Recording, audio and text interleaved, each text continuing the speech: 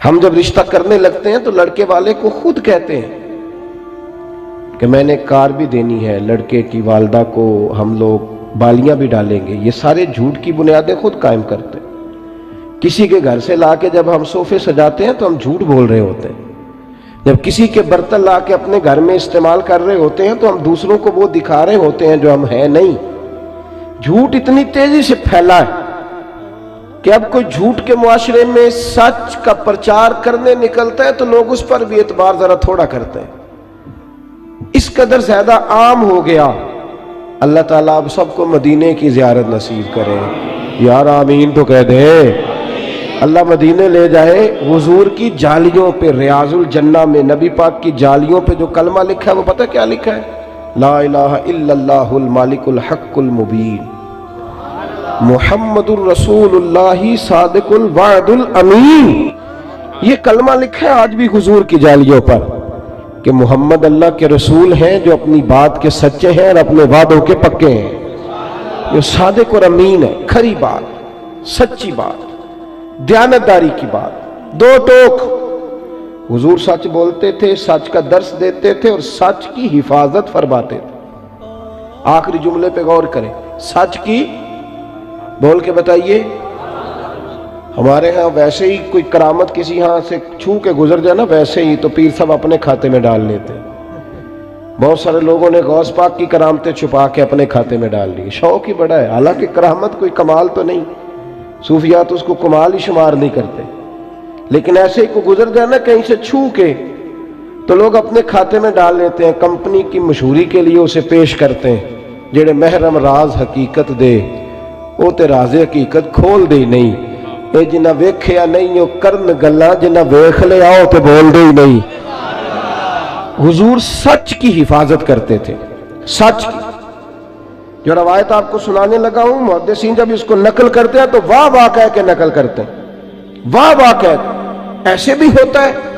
پھر میں آپ کے سنجیدہ ذہنوں پر دستک دیتا ہوں، میری بات پہ ملت کے جوان غور کریں۔ سچ کو محفوظ کرنا،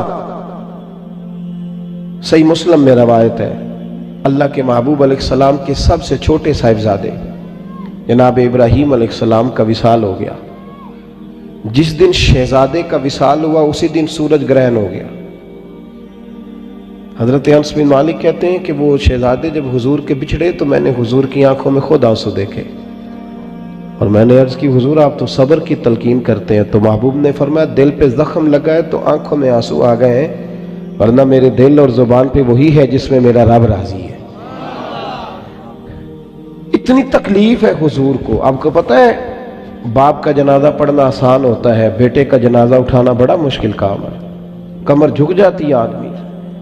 شہزادے وصال کر گئے۔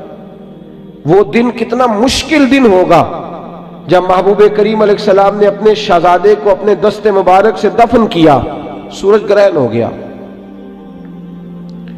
جب اسی دن سورج گرہن ہوا تو کچھ لوگوں نے کہا کہ نبی پاک علیہ السلام کے شہزادے کا وصال ہو گیا، اس لیے آج سورج گرہن ہوا ہے، سورج بھی گویا سوگ منا رہا ہے۔ لوگوں نے کہہ دیا، اب بات بڑی میچ کرتی تھی کہ آج ہی ان کا وصال ہوا ہے اور آج ہی سورج گرہن ہوا ہے۔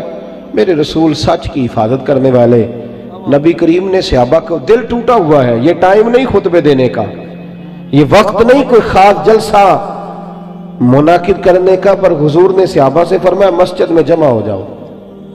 جب لوگ مسجد میں جمع ہوئے تو حضور منبر پہ بیٹھے اور بیٹھ کے فرمایا بھائی جب سورج کو گرہن ہوتا ہے نا تو وہ استغفار کا وقت ہوتا ہے، وہ نماز کا وقت ہوتا ہے، وہ توبہ کا وقت ہوتا ہے۔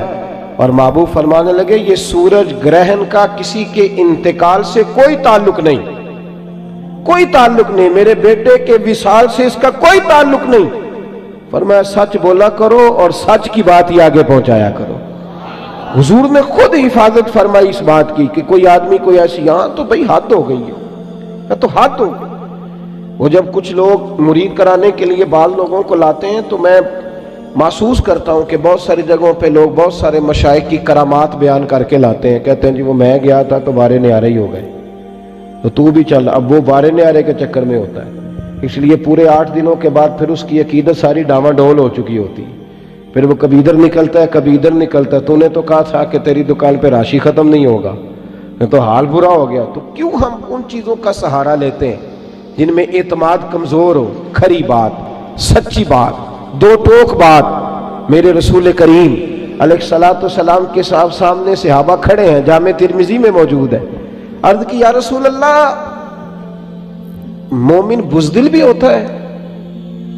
مومن بھی ہو بزدل بھی ہو؟ حضور مسکرا پڑے، فرمایا ہوتا ہے.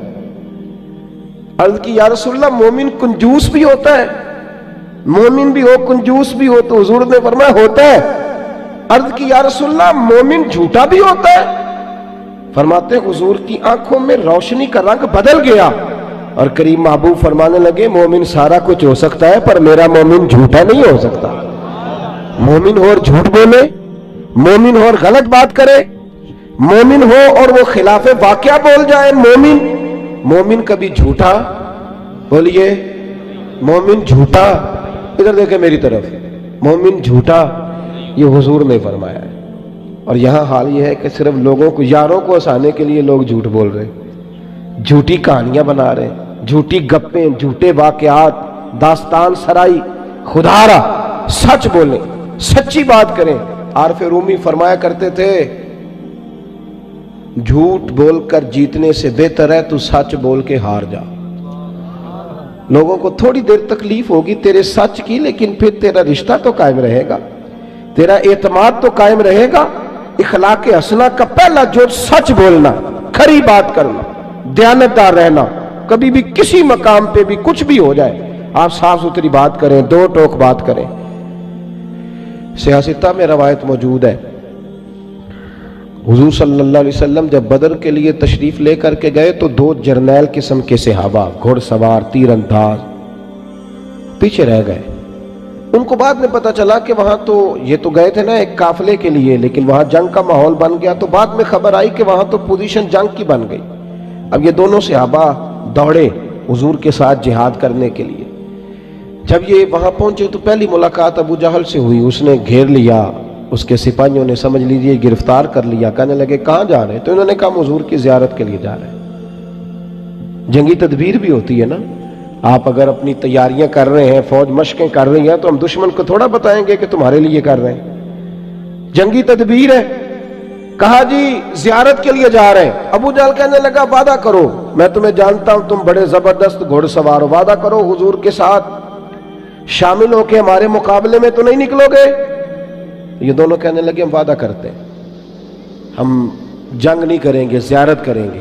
اب جب وہاں پہنچے نا حضور کی بارگاہ میں تو عرض کرنے لگے یا رسول اللہ صلی اللہ علیہ وسلم، ایک شخص کی یہاں ضرورت ہے، وہ 1000 ہے، ہم 313 ہیں، اور ہیں بھی وہ سارے اسلحے سے لیس ہمارے پاس، عددی اکثریت بھی کم ہے، اسلحہ بھی تھوڑا ہے.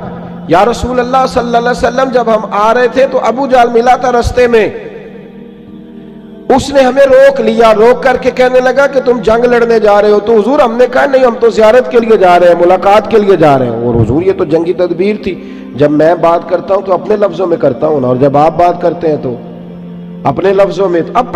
حضور ہم نے کوئی رکنا تھوڑی ہے، ہم تو آئے ہیں جہاد کی نیت سے، وہ تو ہم نے جنگی تدبیر کی. اس کو یہ کہا، کہتے ہم نے اپنے لفظوں میں بات کی پر حضور خاموش رہے. عرض کی یا رسول اللہ کچھ فرمایا نہیں؟ تو نبی پاک کہنے لگے نہیں بھئی تم نہیں جنگ لڑ سکتے. اللہ کرے آپ کو سمجھ آئے. کہا آپ نہیں جنگ لڑ سکتے. یا رسول اللہ کیوں؟ فرمایا تم وعدہ کر کے آئے ہو. اور کنز المال میں یہ جملے موجود ہیں. ایک صحابی نے کہا حضور وعدہ تو کافر کے ساتھ کیا ہے. تو محبوب فرمانے لگے خاموش ہو جاؤ، وعدہ کافر سے کیا ہے، کیا تو ایک مومن نے ہے نا، اور مومن کبھی جھوٹا. دیکھیں نا عجیب چکر ہے نا. مومن کہتا ہے جی نہیں جی مجھے یہ سودا جی پڑتا ہی 10,000 میں ہے، اور پھر 4,500 کا بیچ دیتا ہے.